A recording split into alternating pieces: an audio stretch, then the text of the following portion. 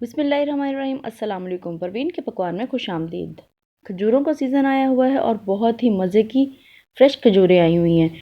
तो खजूरें खाने के साथ साथ हम इसका मिल्क शेक भी बना के पी सकते हैं। तो आइए बनाते हैं इसका बहुत ही मज़े का मिल्क शेक। एक ब्लेंडर जग के अंदर मैंने 1 लीटर दूध डाल दिया है और अब मैं डाल दूँगी इसके अंदर 3 टेबलस्पून चीनी आप अपनी टेस्ट के अकॉर्डिंग डाल सकते हैं, कम या ज़्यादा कर सकते हैं। इसके अलावा मैंने डाल दी हैं इसके अंदर कुछ खजूरें, गुठलियाँ इसकी मैंने अलग कर ली हैं। क्योंकि खजूरें मीठी होती हैं इसलिए आप चीनी इसमें कम भी ऐड कर सकते हैं। तो अब मैं इसको ब्लेंड कर लूँगी।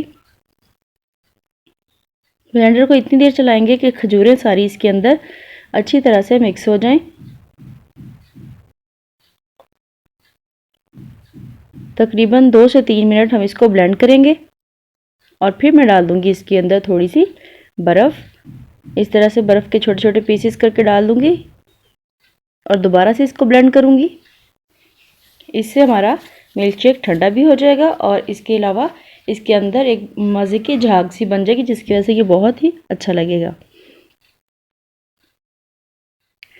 मिल्क शेक हमारा रेडी हो गया है। अब मैं इसको ग्लासेस में निकाल लेती हूँ।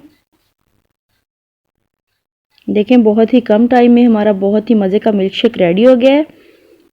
आप भी इसको ज़रूर बनाएं, खुद भी पिएं, अपने बच्चों को भी दें। बहुत ही फ्रेश खजूरें आजकल आई हुई हैं तो इजीली ये बन जाता है। हमें बहुत ज़्यादा इसको ब्लेंड नहीं करना पड़ता, बहुत फ्रेश हैं।